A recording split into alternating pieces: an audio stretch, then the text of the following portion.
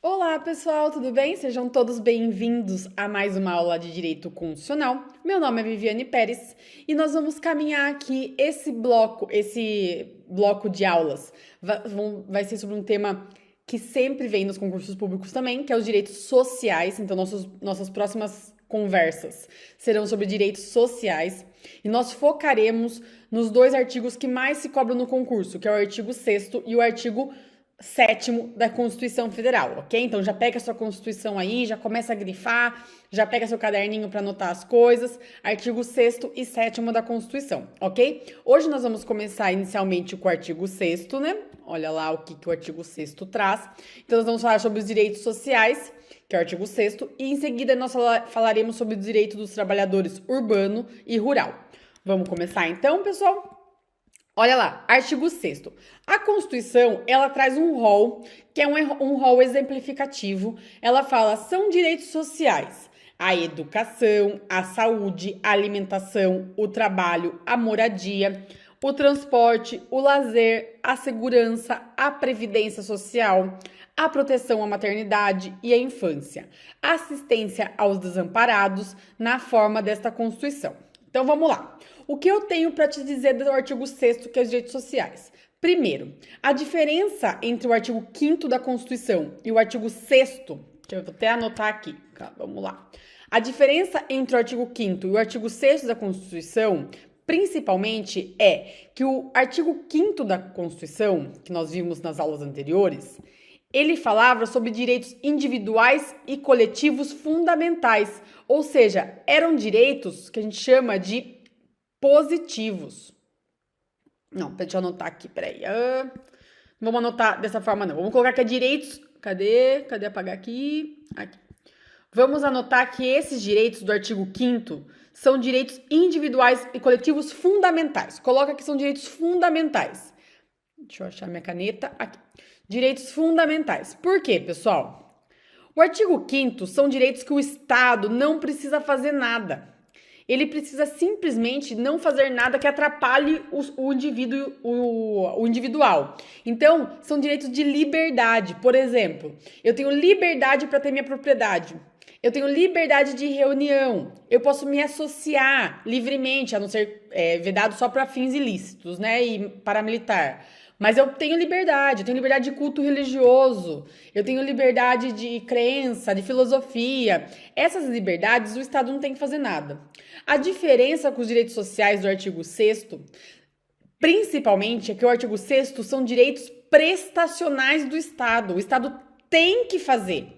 Ele tem que dar educação, ele tem que dar saúde, ele tem que dar alimentação, ele tem que dar trabalho, ele tem que dar moradia, ele tem que dar transporte, lazer, segurança, previdência e assim por diante. Então a primeira diferença é essa, que no artigo 5º o Estado não precisa fazer nada, é só ele não atrapalhar.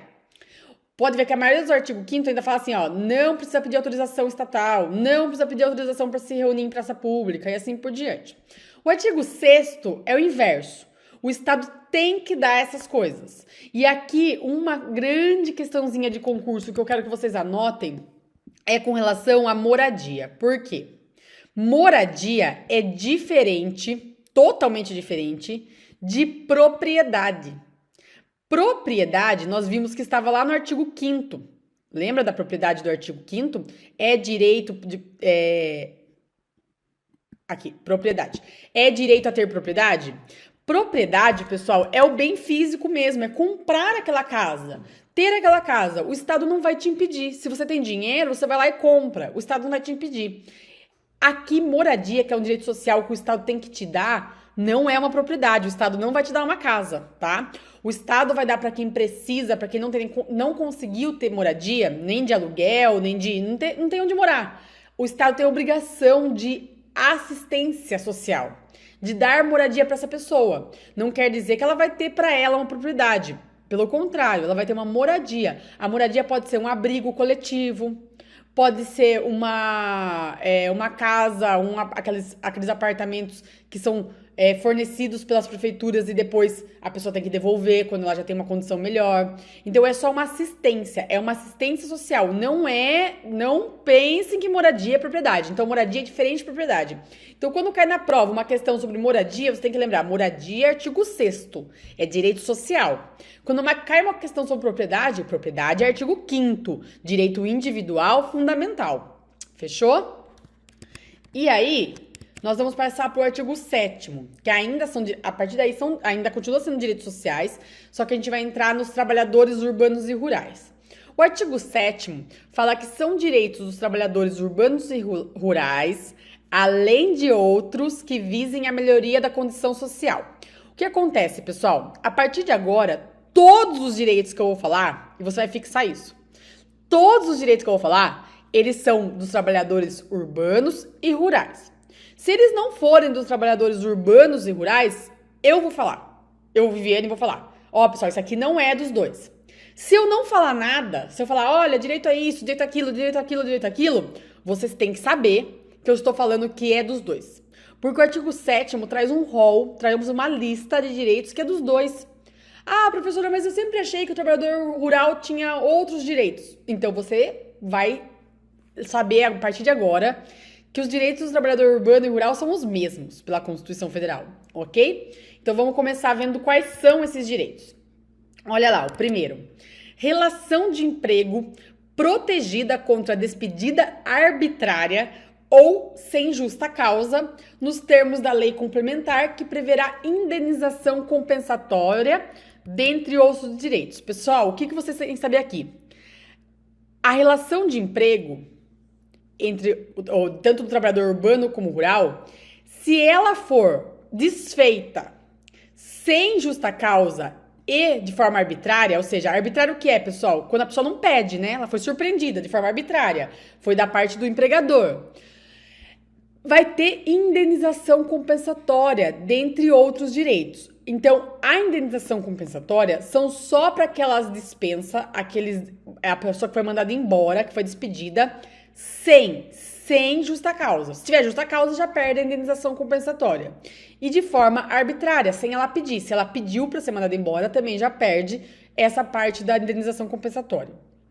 E aí, a Constituição fala que vai ter seguro-desemprego em caso de desemprego o quê? O quê? Involuntário, pessoal. Se a pessoa pediu para ser dispensada, ela não tem seguro-desemprego. O seguro-desemprego ele só é para pessoa que tem involuntariamente o desemprego. Então, foi mandado embora, sem sua vontade. É para seguro-desemprego. Então, é para quem foi mandado embora involuntariamente. Fundo de Garantia de Serviço. E aqui você tem que lembrar que o FGTS, Fundo de Garantia de Serviço, não importa. Não é para quem foi mandado embora. Não é para involuntário. Não é para voluntário. Tanto faz. O FGTS é garantido para todo mundo que tem uma relação de emprego. Tanto faz se for trabalhador urbano e rural. Só toma cuidado, pessoal, que lá na frente, nas aulas bem depois, quando a gente for ver serviço público, quando a gente for ver o servidor público, quem é concursado, que é o que você quer ser, nós vamos ver que não tem FGTS. O servidor público não tem FGTS. Então, toma cuidado. A gente tá falando de trabalhador urbano e rural. O trabalhador urbano e rural é quem tem relação de emprego, quem é privado. Público é totalmente diferente, tá? Então, FGTS, Fundo de Garantia de Tempo de Serviço. Não precisa ser involuntário. Outro direito do trabalhador urbano e rural, salário mínimo. E esse artigo do salário mínimo da Constituição, ele é lindo, né? Ele é quase uma poesia. Olha lá.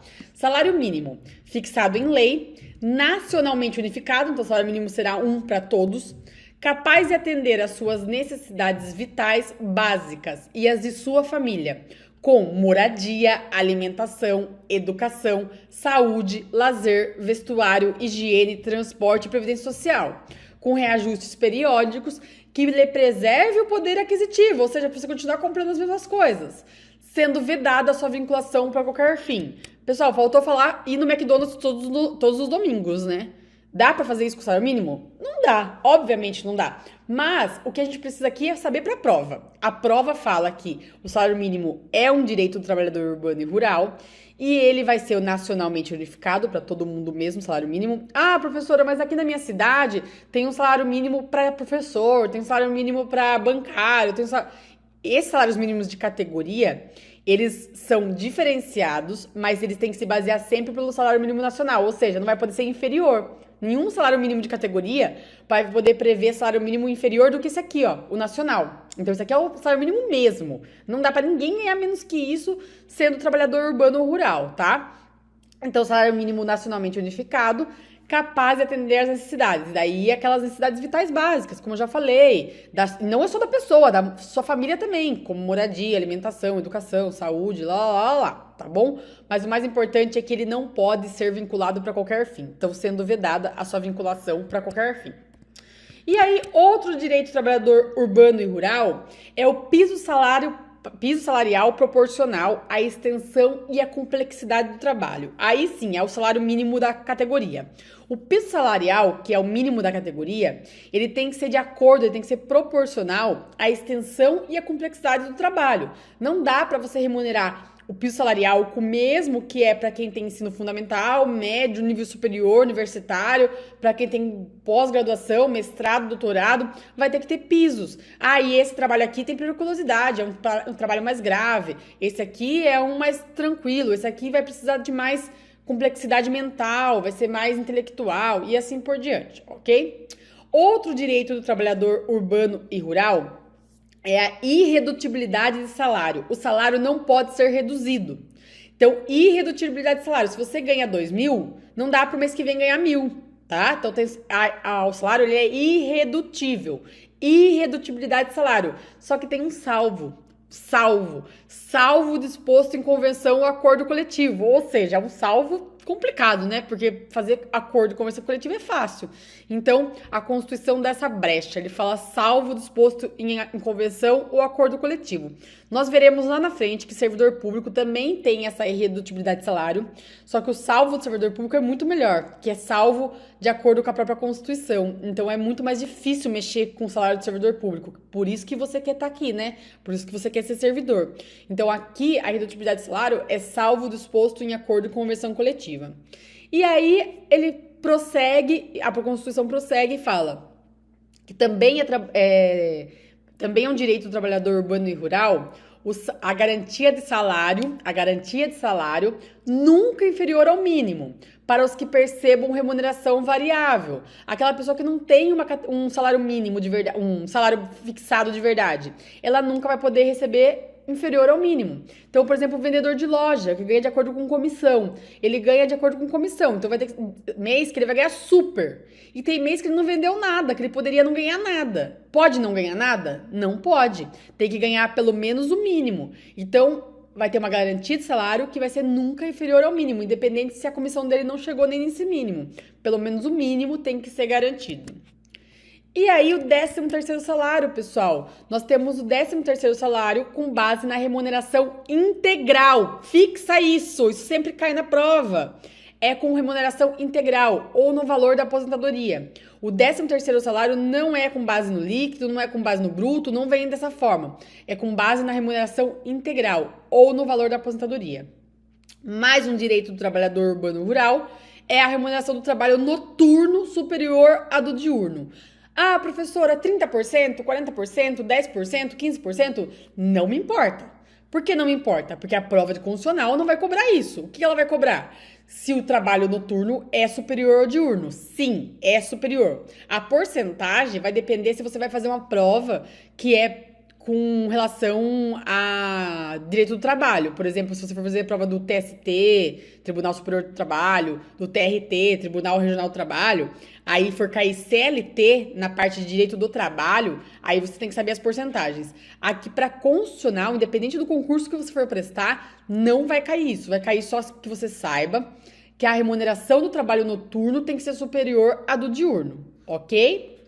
E aí, salário família pago em razão do dependente do trabalhador. Então, depende do trabalhador ter um dependente, ele tem que ter um filho, alguém que dependa dele. Só que, além disso, o trabalhador tem que ser de baixa renda nos termos da lei. E, de novo, o que é um trabalhador baixa renda? Também não me importa, porque está nos termos da lei. A lei aqui para constitucional não cai. Então, o que eu preciso saber para constitucional? Que existe o salário família, é um direito do trabalhador urbano e rural, ele é pago em razão do dependente do trabalhador de baixa renda nos termos da lei. É isso que eu preciso saber, fechou? E aqui, muito importante, pessoal, a duração de trabalho.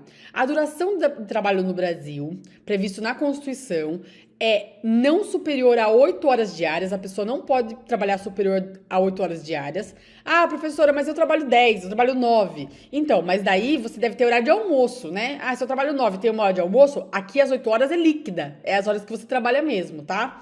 Então, duração de trabalho normal não superior a 8 horas diárias e 44 horas semanais. 44 horas semanais. É e, não é ou, tá? Fixa isso.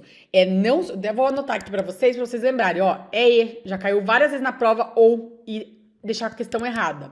Duração de trabalho normal não superior a 8 horas diárias e 44 semanais. Facultada a compensação de horário e a redução de jornada mediante acordo ou convenção coletiva. Sempre a parte de trabalhador urbano e rural tem esse mediante acordo ou convenção coletiva. Acordo e convenção coletiva são aqueles acordos feitos entre sindicatos e empregadores e empregados, né? Então, isso pode excetuar, acaba fazendo salvo a Constituição Federal. Mas o importante aqui é você saber que o máximo é 8 horas diárias e 44 semanais. Então, se a pessoa já trabalha 8 horas diárias por semana e ela trabalha 5 dias por semana, ela não vai chegar nos 44 horas, vai chegar nos 40. Mesmo assim, ele não pode trabalhar 9 por dia. Não pode, tem que ser no máximo 8. Máximo 8, nas 5 dias na semana. Então, se o empregador quer que trabalhe também as 44 horas, vai ter que jogar essas 4 horas para um sábado, por exemplo. Daí sim, 8 horas diárias e 4 horas no sábado, tá? Ah, mas ele vai trabalhar só 5 dias por semana. Ele quer que trabalhe 44. Não dá? Impossível. Porque não pode passar de 8 horas no horário normal, tá? Daí seria a hora extra, beleza? Mais um direito do trabalhador urbano e rural é a jornada de 6 horas para o trabalhador realizado em turnos ininterruptos. É aquele que não vai parar durante essas horas. Se não vai parar nem para o almoço, para o cafezinho, só pode no máximo 6 horas ininterruptos de revezamento, salvo também negociação coletiva. Então, pessoal, a jornada de 6 horas para o trabalho vai ser sempre quando for realizada em turnos ininterruptos, fechou? E também temos o direito de repouso semanal remunerado, preferencialmente aos domingos. Pessoal, pega essa dica. É preferencialmente. Se a prova trouxer assim, ó, repouso semanal aos domingos, esquece. Repouso semanal aos domingos, esquece. Tá errado. Ah, professora, mas aos domingos não é a mesma coisa que preferencialmente? Não. Como direito, como juridicamente, não é. Porque se eu falo que repouso semanal remunerado será aos domingos, o empregador tem obrigação de colocar aos domingos. Se eu falo que é preferencialmente aos domingos, aí eu tenho opção de falar que, ó, meu empregado vai ser ao sábado, mas eu justifico. Eu tenho um trabalho no shopping, por exemplo, que no sábado não, né? Daí nem seria no sábado, na segunda. Eu tenho um trabalho no shopping, então o meu empregado vai folgar uma segunda, uma terça, às vezes um domingo. Eu tenho que justificar. Quando eu ponho preferencialmente, eu obrigatoriamente crio uma obrigação de, se não for ao domingo, tem que justificar. Então, a preferência é aos domingos. Fechou? E remuneração do serviço extraordinário superior, no mínimo, em 50% a do normal. Pessoal, é mínimo. Tem que ser no mínimo 50%. Se é no mínimo, tomar cuidado que a prova às vezes vem no máximo. A remuneração do serviço, a hora extra, isso aqui a gente está falando de hora extra. A hora extra é no mínimo superior a 50% a do normal.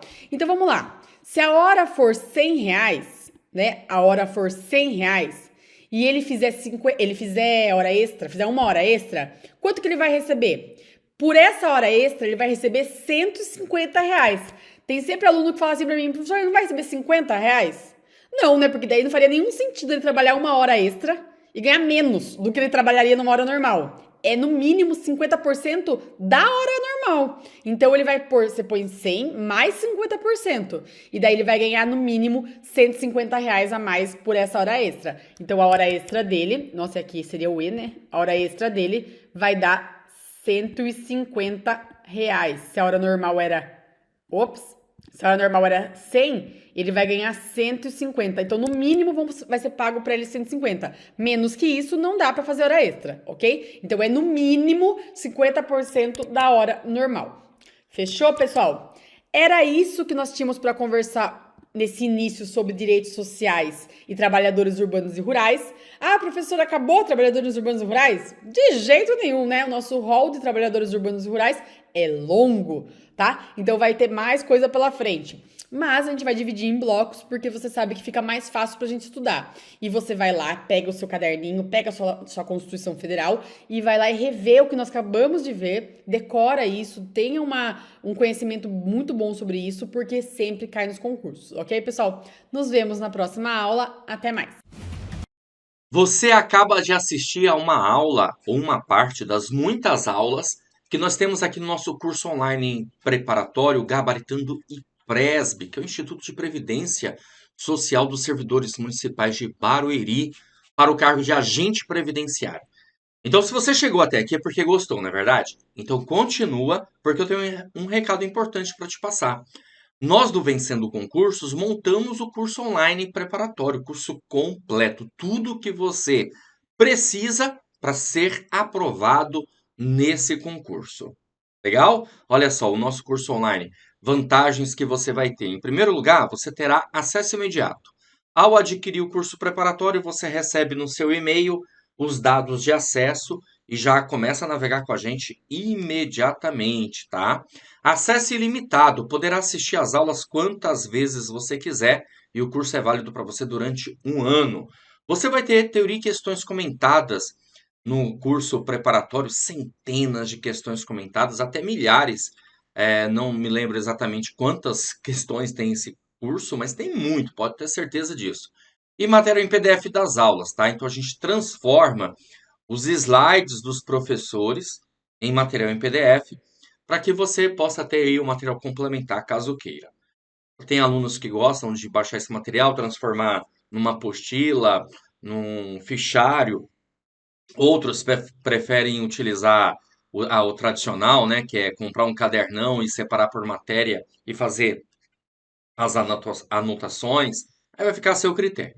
Bom, além do curso online preparatório, aulas em vídeo, que é o nosso grande foco aqui, você também vai ter direito à apostila. Olha só, gente.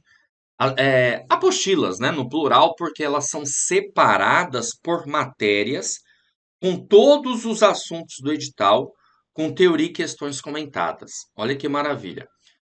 A apostila aí para o concurso do IPRESB para agente previdenciário. Além disso, você também terá direito ao caderno de questões.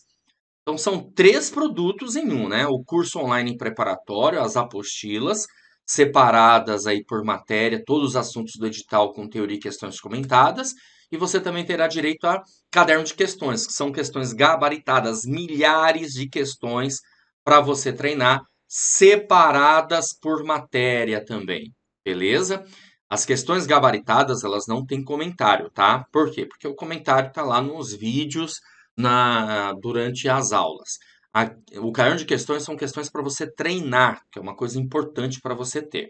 Então vamos lá, você vai ter aqui com a gente o curso online completo com teoria e questões comentadas, aulas em vídeo, mais a apostila de todas as matérias com teoria e questões comentadas, mais caderno de questões para você treinar, tá bom?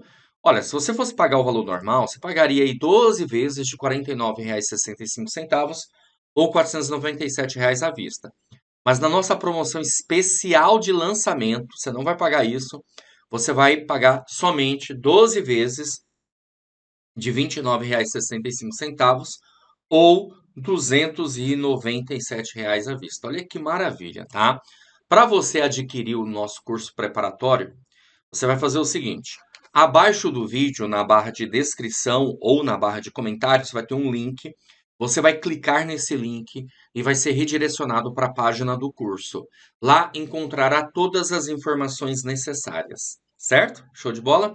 E aí é só você preencher lá seus dados, escolher a forma de pagamento e pronto, vai começar a estudar aqui com a gente no Vencendo Concursos. Caso tenha alguma dúvida, lá na página do curso eu tenho um chat online. É só você digitar suas dúvidas por lá, que um dos nossos consultores vai te atender e vai sanar todas elas. Ou você também pode chamar na central de atendimento WhatsApp, tá aí o número 11 97465 6052. Show de bola? Beleza? Bom, então eu vou ficando por aqui. Um grande abraço para vocês e a gente se vê, claro, dentro da plataforma. Clica agora e faça sua matrícula no curso preparatório. Valeu e até mais!